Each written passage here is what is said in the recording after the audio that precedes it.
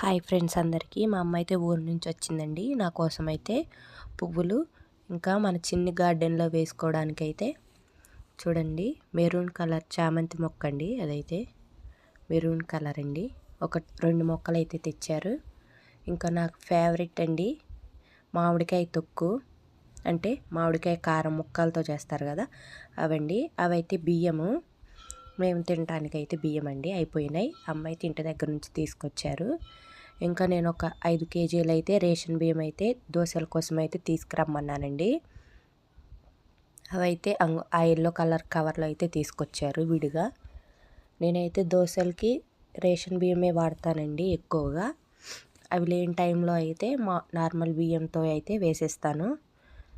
ఇంకా బ్యాగ్లో కూడా కొన్ని బియ్యం అయితే ఉన్నాయండి. వాటిలో అయితే మిరగలు అంటాం కదా అవైతే ఉన్నాయి. అందుకని అవి విడిగా తెచ్చారనమాట. ఇంకా పూలు అయితే తీసుకొచ్చారు కదండి. అవైతే చూడండి కనకాంబరాలు ఇంకా వైట్ కలర్వి చిన్ని చామంతి కలిపి కట్టారండి. మా అమ్మగారే కట్టారు.